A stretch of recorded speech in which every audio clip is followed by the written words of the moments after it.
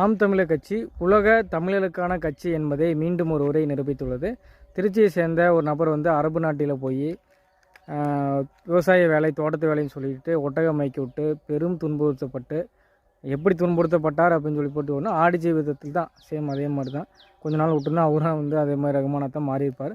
அதை அவுட்டி சொல்லி கடைசி ஒரு நைஜீரியா மூலிமா குடும்பத்துக்கு தெரிவித்து, குடும்பத்தில் யாரையோ தொடர்பு கொண்டு எந்த ஹெல்ப்பும் பண்ணல. கடைசியாக நாம் தமிழர் கட்சி தொடர்பு கொண்டு அரபு நாட்டு மூலிமா நம்ம ஆளுங்க அரபு நாட்டு மூலிமா செந்தமிழ் பாச இருக்கிற தொடர்பு கொண்டு சட்ட ரீதியாக அவர் மீட் ஆகணுக்கு எவ்வளோ பெரிய போராட்டம் நடத்துனாங்க. சட்ட ரீதியாக மீதிக்க முடியாது அப்படிங்கிற பணம் கொடுத்தா மீட் ஆகணும் அப்படிங்கிற அளவுக்கு அவன் கடைசிக்கு ஒத்து வந்தங்காட்டி அந்த பணம் குடும்பத்தான் ரெடி பண்ண முடியல. அது இல்லாமல் தான் அங்கே போய்க்கிறாங்க. கடைசியில் நம்மளுக்கு அதான் பிரச்சனை, நாம் தமிழர் கட்சிக்கு அதான் பிரச்சனை. அப்போ ஒரு 1000 10,000 வசூல் பண்ணி செந்தமிழ் பாசனை வசூல் பண்ணி அவரை கட்டி அந்த பணத்தை கட்டி வெளியே வர வச்சு குடும்பத்துக்கு ஒரு மீட்டு கொடுத்துக்கிறாங்க. அதான் உலக தமிழருக்கான ஒரு கட்சி, உலக முதல்வர்கள் இருக்கக்கூடிய உலக தமிழருக்கான ஒரு கட்சி, உலக தமிழுக்கு பெரியும் படை. எல்லோரும் தயவு செஞ்சு ஒரு கொடைக்கு கீழே வாங்க, அப்போ தான் நம்ம காப்பாற்றிக்க முடியும்.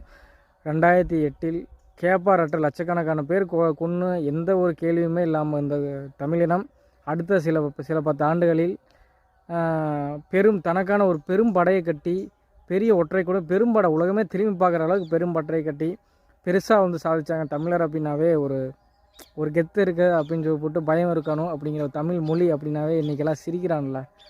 அங்கே போய் தமிழ் மொழி தான் எல்லா மொழியும் உண்மை பேசினா சிரிக்கிறானுங்க, தமிழ்னு சொன்னால் அடிக்கிறானுங்க. இதெல்லாம் மாறணும், நம்மளுக்கான ஒரு பாதுகாப்பு படையாக வரணும் அப்படிங்கிறது ஒரு பெருங்கனவு கண்டிப்பாக நடக்கும்.